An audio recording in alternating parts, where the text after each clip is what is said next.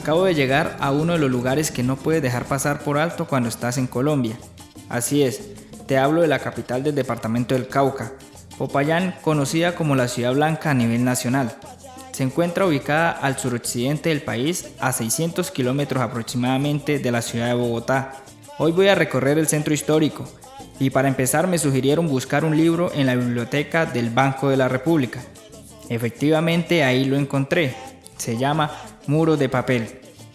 Me sumergí en este libro y visité los lugares más emblemáticos, iniciando mi recorrido por el puente del Humilladero. Esta hermosa arquitectura se empezó a construir el 16 de noviembre de 1868 y quedó abierta al público el 31 de julio de 1873. Un dato curioso, su nombre deriva porque antes de ser construido era un camino real y ascendía por un empinado o cuesta en zigzag. Por esta causa, los que pasaban caminando, que por cierto era una antigua entrada a la ciudad, siendo muy largo y por lo general lo hacían cargando las mercancías que iban a vender, llegaban a la otra punta agachados en una posición bastante humillante y cansados. Esta obra mide 240 metros de largo y 5.26 metros de ancho. Está hecha sobre 12 arcos, de los cuales los dos centrales tienen cada uno 12 metros de luz y una elevación de 9 metros sobre el nivel ordinario del río. Sus ladrillos están pegados con cal, cáscara de huevos y sangre de buey. Por su forma muchos no creían que fuera a resistir, pero hasta el día de hoy es una estructura muy bien fortalecida. Continuando mi lectura encontré otra bella arquitectura del siglo XVI. Tiene por nombre la Torre del Reloj y fue bautizada por el poeta Guillermo Valencia como la Nariz de Popayán. Esta emblemática torre está ubicada en la esquina suroccidental del parque principal. Construida entre los años 1673 y 1682 bajo la dirección del arzobispo Cristóbal Bernardo de Quirós. Está formada por más de 90.000 ladrillos. El reloj fabricado en Inglaterra sería donado medio siglo después, en 1737, por los sacerdotes de la ciudad. Con una particularidad, el reloj no trae minutero y funcionaba con 2 pesas de plomo.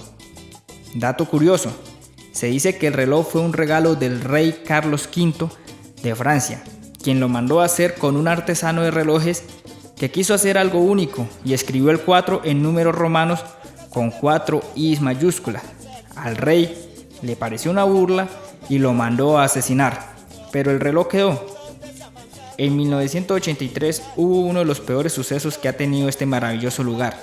El 31 de marzo, Jueves Santo, un terremoto sacudió la ciudad por aproximadamente 10 segundos, causando pérdidas humanas y daños materiales en el centro histórico, entre ellos la Torre del Reloj, que luego fue hábilmente reparado sin necesidad de mover un solo de los 90.000 ladrillos que forman su estructura.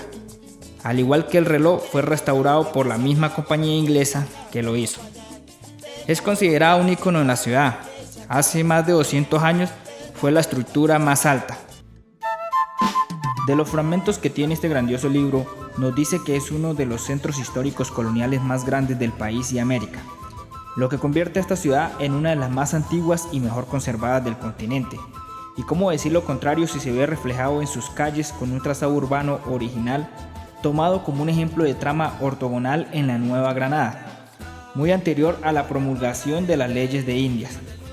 Sobre las peatonales que rodean el parque principal, del cual ahora les hablaré, observarás que todas las paredes de los edificios, sean públicos o privados, están pintados de blanco.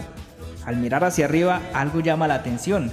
No hay cables ni postes de luz, nada de contaminación visual, permitiéndote observar unos atardeceres espléndidos. Dato curioso, hace muchos años una plaga invadió la ciudad, y no me refiero a los españoles. La plaga era un ácaro llamado nigua, que se metía en los pies de la gente que caminaba descalza, provocándole infecciones y una terrible picazón. La plaga se expandió porque todos los afectados acostumbraban a rascarse contra las paredes de los edificios que encontraran, llenándolas de sangre. Las autoridades decidieron pintar todo con cal, ya que esta servía para matar la bacteria, y lograron eliminarla. Como esta guerra contra la nigua iba a llevar un tiempo, si eras uno de los afectados podías rascarte en los testigos. Así se les llama a las esquinas de piedra que hoy todavía se conservan en el centro. Ya finalizando mi lectura, no se puede dejar pasar por alto la plaza central de Popayán, el Parque Caldas.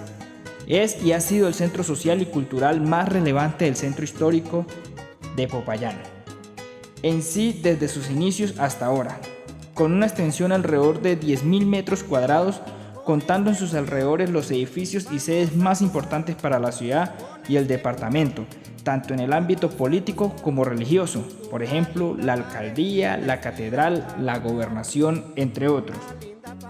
Dato curioso, antes de ser una de las grandes maravillas del centro de la ciudad, hacia 1538 se instaló en el centro del futuro parque un cepo donde fueron decapitados los españoles Jorge Robledo y Álvaro de Ollón.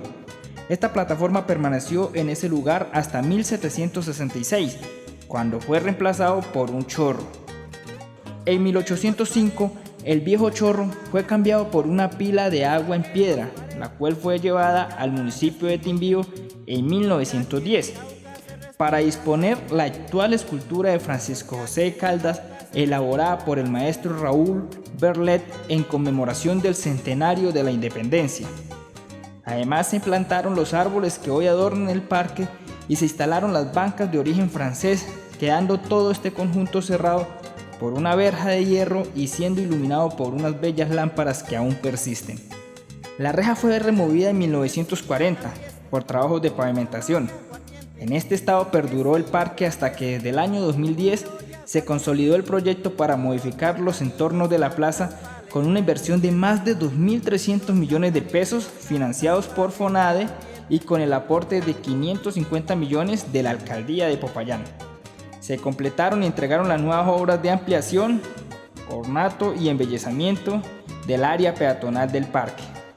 Ahí aprendí que Caldas, además de ser un ron bastante rico, es el apellido de un prócer, un sabio, un botánico, un periodista, un escritor y un inventor. Cuando lo invitaron a irse para Alemania, Caldas eligió la guerra y se quedó en Colombia para luchar por este país. No le fue muy bien, ya que luego sería acusado de traidor y asesinado por haber apoyado a los indígenas en contra de los españoles.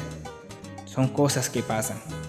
La ciudad ha logrado conservar su escala urbana, la armonía de su carácter colonial y el cuidado de las fachadas durante más de 4 siglos, sobreviviendo ya a varios desastres naturales.